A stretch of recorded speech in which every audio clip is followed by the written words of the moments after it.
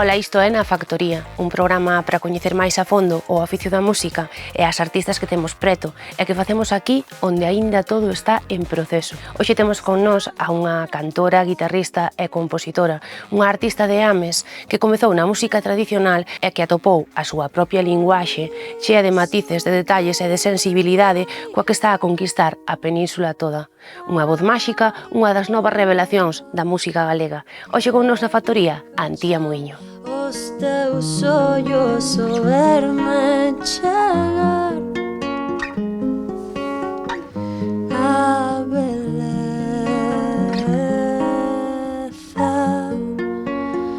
que aconteza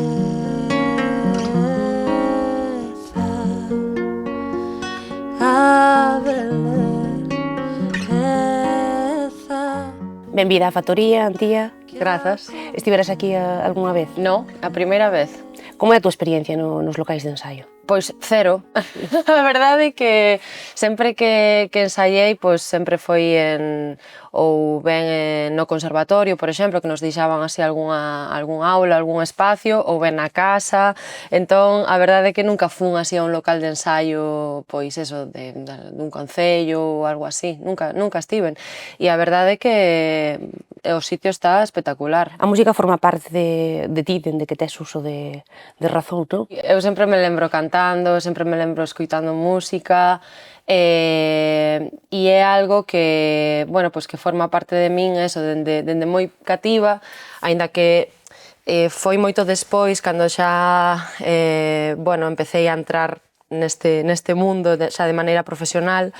Eu sempre souben que de algún xeito ou outro pois a miña vida iba a estar ligada á música. Non sabía pois de que maneira, pero sí que sempre formou parte de min, é parte da miña identidade. Que é un camiño que comezou pois, de algún xeito aquí en Ames e a través da música tradicional. Sí, de pequeniña pois apuntáronme ás clases de pandeireta, de baile galego, e a partir de aí pois continuei hasta pois ben entrada a adolescencia nun grupo de pandeireteiras e cantareiras, as maianas, e ali estuve moitos anos. Entón, sí, parte da miña formación musical, digamos que ven por aí, e tamén a parte que me ven do clásico, da música clásica, pois tamén está moi ligada aquí a Ames, porque empecé a tocar a guitarra xa de máis maior, pero empecé tamén nas clases na Escola de Música de Ames. Acabaches o conservatorio pois, con ese premio de final de grao, non, en guitarra clásica, xa é como unha extensión das túas mans, non, a guitarra. Tú.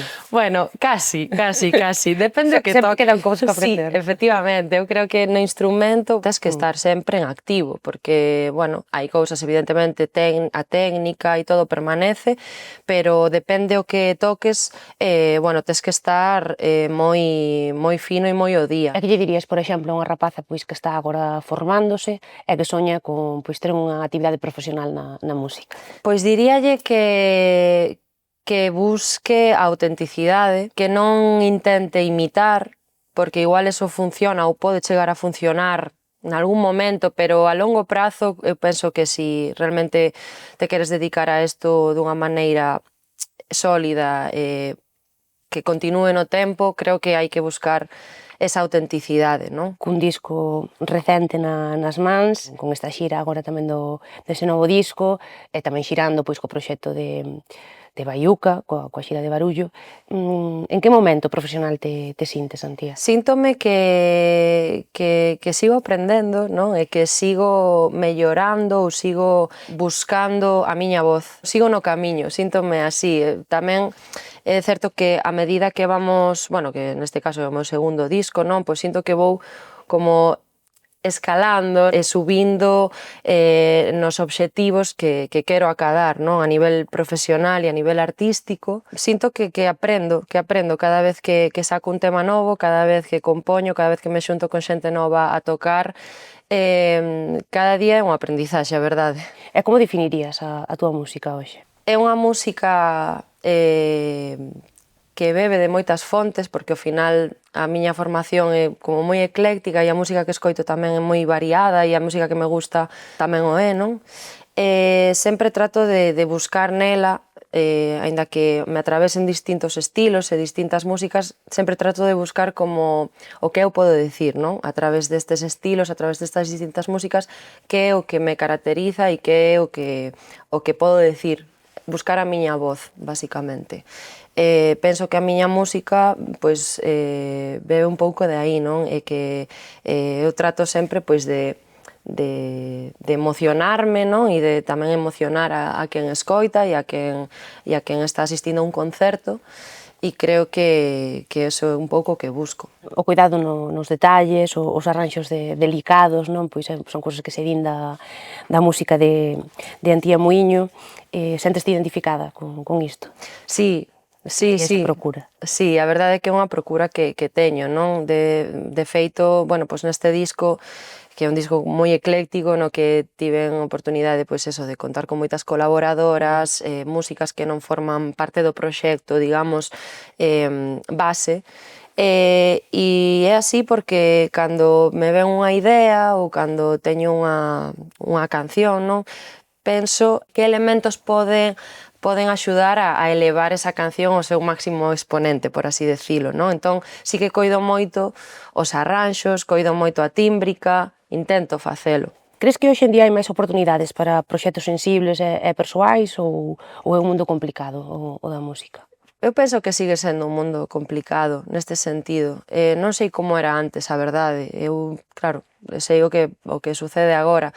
Penso que hai espazos aínda nos que sí que se poden como, pois eso, dar a coñecer e este tipo de músicas que ao final requiren, pois eso, máis atención, non? Requiren unha escoita máis atenta. Pero sí que ás veces sí que me preocupa un pouco porque a tendencia non é esa, non é apostar por programacións que programen este tipo de música, e non é por falta de público, é porque igual pois non sei, non interesa tanto e quizás non vende tanto porque non podes montar un macro festival donde quepan moitísimas persoas e entón, bueno, é outro concepto, non digo que o outro non estea ben, está ben, pero debería de haber máis equilibrio. Que hai unha certa dictadura non do concepto festival. Eu penso que sí, penso que sí. Hai unha tendencia tamén a que os grupos ou os proxectos se adapten a ese tipo de espazos, en vez de ser os espazos os que se adapten aos músicos e aos proxectos. E isto sí que me parece un pouco máis perigoso, sabes? Porque ao final non estamos matando un pouco a creatividade e a variedade tan fermosa que hai na nosa música. É importante para ti ter unha identidade sonora definida ou alguén en algún momento che dixo por que non fais algo máis bailable para estes tempos de hoxe? No, eso nunca ninguén mo dixo. Sí que me dixeron algunha vez como que igual era bo que me definise un pouco máis en canto a un estilo en concreto. Que ao final a identidade sonora tamén pode ser estar sempre non a procura de novas músicas ou do que queres amosar ou... Sí, é que é complicado saber o que é isto da identidade. Cando compoño e cando creo e non penso niso nunca, o sea, non penso pois vou facer esta canción dun estilo, de outro, non, son cousas que van nacendo e ao final, no meu caso, penso que o que ten de nexo común a todo pois é a miña maneira de cantar, supoño, non? Ou de tocar, penso que hai algo aí que une. Porque en que estilos te sintes máis cómoda, por exemplo? Pois, a ver, eu ao final teño influencias do que é a música tradicional, no? Galega, as músicas populares tamén, iberoamericanas en xeral, a canción de autor, o jazz tamén é unha música que me gusta, que escoito moito e que tamén me influencia en algún xeito. Pois aquí neste espazo conviven estilos, conviven formas de entender a música, conviven xeracións e nos en cada programa queremos amosarvos un pouquiño da vida deste local presentándovos algúns dos músicos e das músicas que ensaian nel.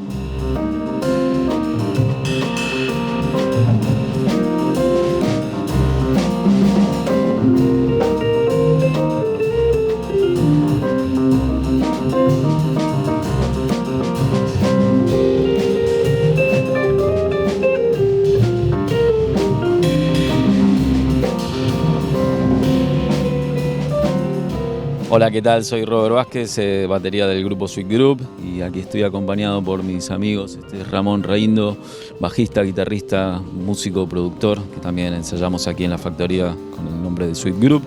Y hoy estamos acompañados con Raúl, un amigazo guitarrista, y con el maestro Javier Constella, de aquí de la zona de Ames.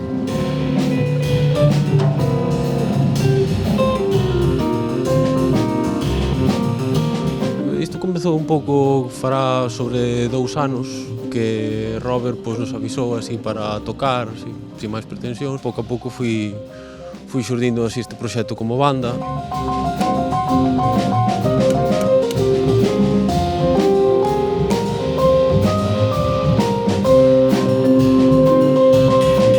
Estamos moi agradecidos ao Concello por este local que está moi ben arranxado e temos aí un pequeno estudio para gravarnos e todo. Penso que é unha grande idea que facía falta porque Ames é un hábitat donde residimos moitos músicos.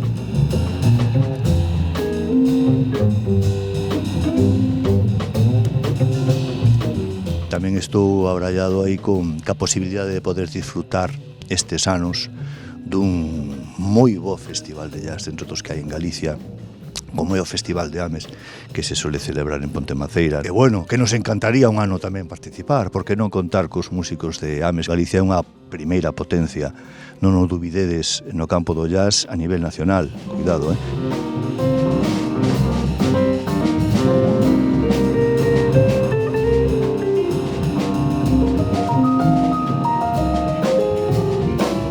Bueno, y ahora nos despedimos dejándote una pregunta para ti, tía Muinio.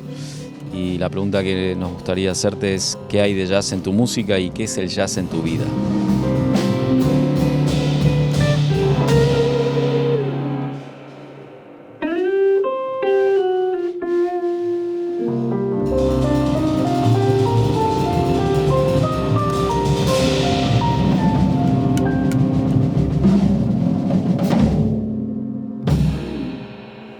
Pois seguimos aquí na factoría despois de coñecer un pouquiño máis da vida deste espazo e deixaban esta pregunta, Antía, para ti, relacionada xusto co que estábamos un pouco comentando, que importancia ten o jazz na túa música?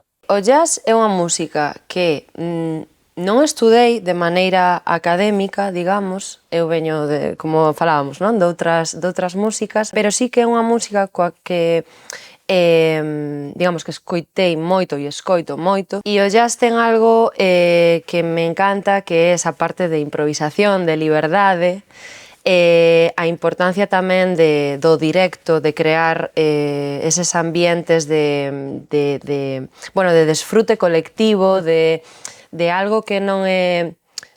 Estás co grupo e cada un non está no seu lugar, non tocando a mesma línea sempre, sino que hai oportunidade de variar, non, certas cousas. Entón, este é a mí o que me gusta. Decíavos que non estudiei formalmente, pero que si tuve unha época, por exemplo, cando estaba estudiando guitarra clásica, na que cantaba para unha empresa, digamos, de amenizacións e así. Entonces facíamos un montón de bolos así de amenizacións ou de bodas, ou íbamos a hotéis e cosas así.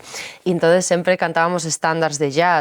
Entón aí foi cando me empecé a meter un pouco máis no jazz vocal. Que importancia ten no teu repertorio? Porque tamén hai, pois, por exemplo, tes ese sinxelo doble con Ave Rábade, por exemplo. Pois mira, con Ave Rábade ves outro músico tamén co que tiven a oportunidade de compartir e de crear.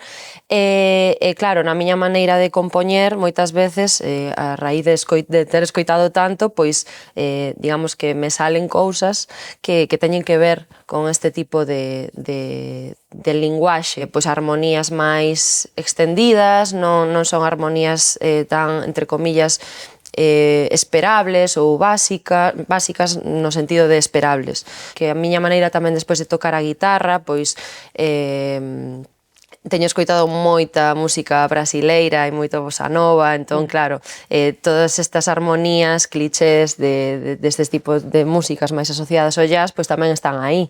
Neste programa gustanos moito falar de como se crean as cancións, así que aproveitando que tes este novo disco, Anfibio por veces, contanos como foi o proceso compositivo. Neste disco tuven que seleccionar moitísimas cancións que tiña aí no tinteiro e a verdade é que a mí o meu proceso compositivo é, digamos, desigual porque hai algúns momentos nos que estou moi inspirada e salen moitas ideas e depois de aí reciclo moito, non?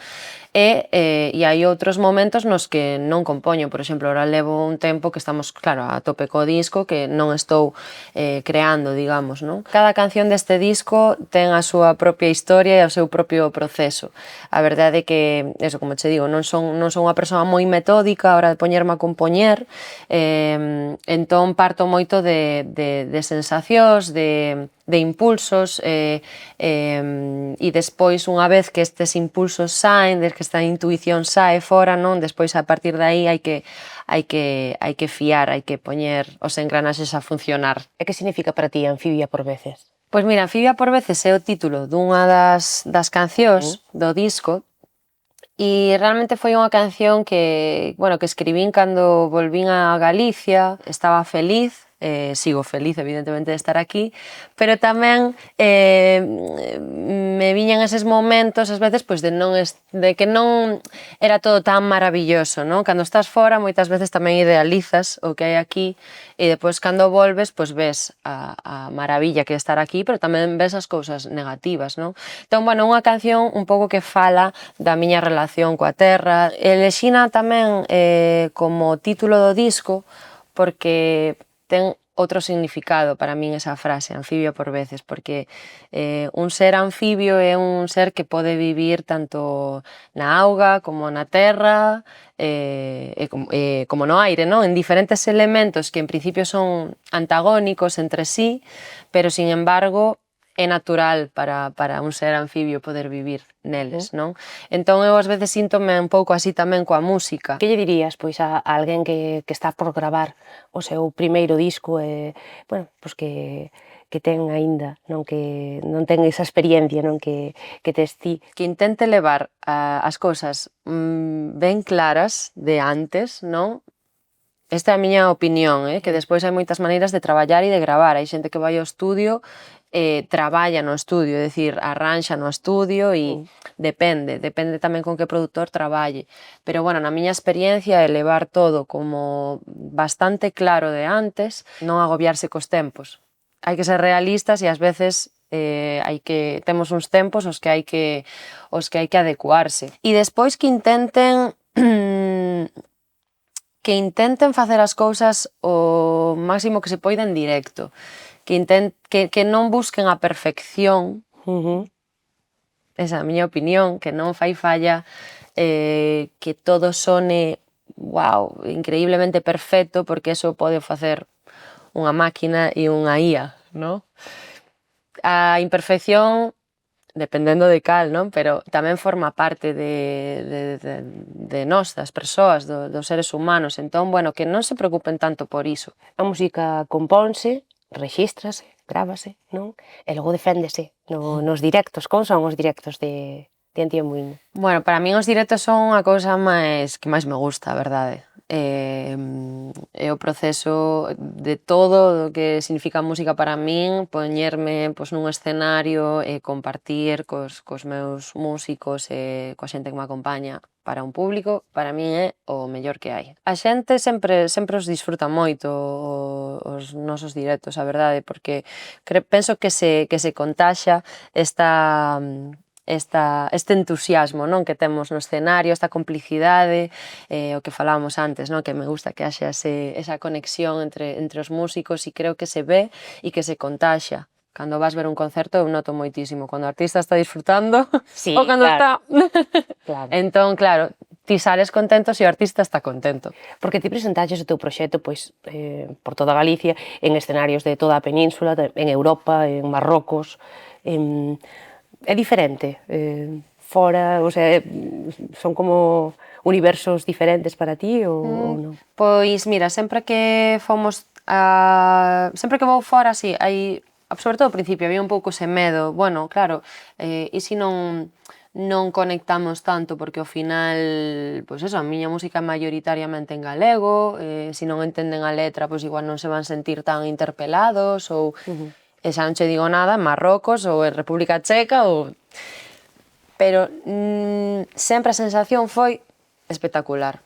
O sea, creo que ten que ver con isto que falamos, de que se hai un entusiasmo aí no escenario, hai unha emoción, contáxiala, independentemente do idioma no que esteas a falar. Nos sitios máis raros, entre comillas, non, que fomos a tocar, pois en Marrocos, a recepción do público foi impresionante. Ali foi moi bonito, o que nos pasou, que cando empezamos a tocar un tema que era unha muiñeira, os técnicos de son e a xente, bueno, os técnicos de son durante a proba empezaron a falar entre eles, e empezaron como, eu vía que se estaban como emocionando moito que nos estábamos tocando a muiñeira.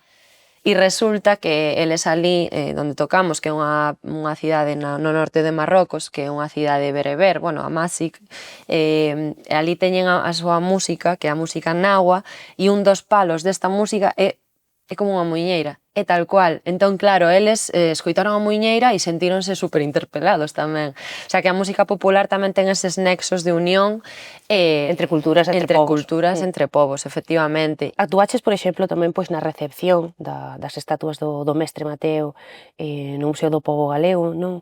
Ese patrimonio recuperado, supoño que tamén foi un pouco emocionante, non? Pois poñer a nota musical a un evento histórico na cidade. Pois claro, imagínate, ali todo o mundo estaba pletórico e moi orgulloso do que se conseguiu como colectivo, como cidade. Foi unha cosa moi bonita, a verdade, de vivir, un orgullo tamén que me chamaran, claro, para poñer música, sí. Son concertos os teus persoais diferentes a outros nos que participas, como, por exemplo, os da xira de Barullo, non? Colaboradora habitual do proxecto de Baiuca. Bueno, como é a experiencia, non, tamén de xirar co Baiuca para ti? É algo tan diferente o que fago eu tamén, non? Que, bueno, que dame outras cousas, a verdade. É diferente, claro. É que outro rollo, non ten nada que ver, pero tamén o disfruto moito. O tipo de presión tamén é diferente, claro, porque nos meus bolos, evidentemente, a miña música estou sempre presente na escena, o peso, digamos, recae sobre min, e no de Baiuca é pois máis accesorio, digamos, non? A miña participación, entón tamén estou como máis liberada, entre comillas, e non sei, eu sobre todo paso moi ben. E como é a túa relación co público e cos túas seguidoras e seguidores? Porque hai outra parte da música tamén que é a comunicación, non? Por exemplo, non sei se como levas ti, non, pois esa relación pois coas redes sociais ou coa exposición ou coa necesidade que parece que hai agora, non? De crear contido continuamente. Non me gusta nada eso. Non é que non me guste facelo, non me gusta que haxa que facelo obligatoriamente, porque sí, que de vez en cando me apetece, e aparte eu estou super agradecida á xente que me sigue, vamos, é que son o principal, porque sin eles non facemos nada aquí, non? O sea, realmente eu toco e canto para que me escoita. Pero creo que o tema das redes vai máis alá deso, non ten que ver con iso. Xa. Entón creo que hai aí algo que supoño que en algún momento reventará de alguma maneira, porque é unha presión e que non ten xeito. De feito xa se ve que hai moitos artistas, digamos, de renome, por así decirlo, que se están tomando descansos na súa carreira porque non poden, digamos, lidiar con todo o que supón ser un artista nestes momentos, que vai máis alá do musical. Que é para ti o máis gratificante do teu oficio, de ser música, e que é o máis tedioso? Pois mira, polo tedioso, pois é todo o que falábamos, non? Ter que, bueno, pensar e darlle demasiadas voltas a como vas facer a comunicación, como vas facer un reel, facer unha story. E o máis gratificante é subirme a un escenario, sin dúbida. Se algún día se acaba eso, pois non sei se ten moito sentido para min seguir facendo música. O sea, facer música para que se escoite na casa solo, non. O sea, eu necesito sair e necesito comunicala en persoa e bueno, esperemos que eso siga estando aí. Dentro duns anos, esperemos que sí. Pois, xa que che gusta tanto tocar, pois convidámoste agora a que nos presentes algunha das túas cancións. Antía, moitas grazas por acompañarnos hoxe aquí na factoría. Grazas a vos, un placer. Quedamos escoitando a Antía Muiño. Pois vou tocar unha das cancións do último disco, que se chama A Beleza, e que é un tema que fala desas situacións, persoas ou cousas que nos fan sentir o que realmente merece a pena, non? O que nos dá a alegría de vivir e de estar aquí neste mundo tan cheo de beleza. A beleza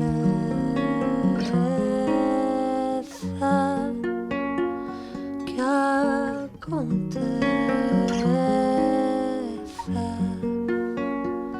a beleza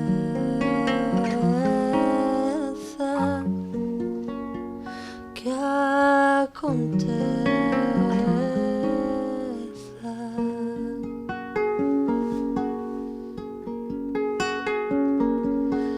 A luz que invade a tarde,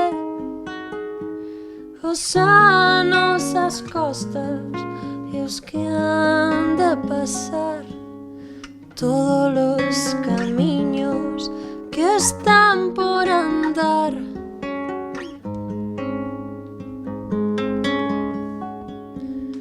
O riso dunha nai, a árbore nova que bica o chan, os teus ollos o verme chegar. A beleza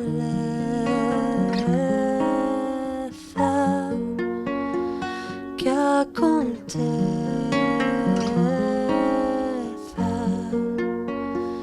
a beleza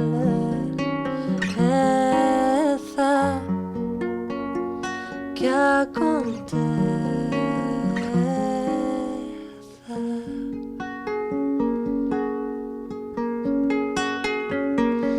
A pedra mollada de Santiago,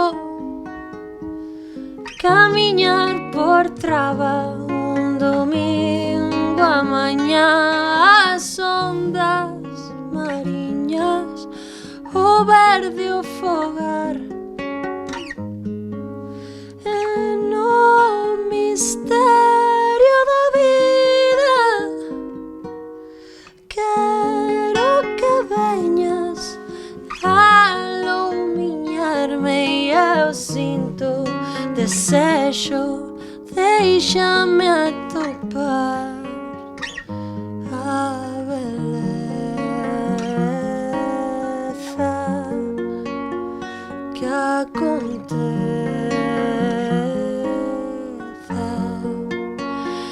a beleza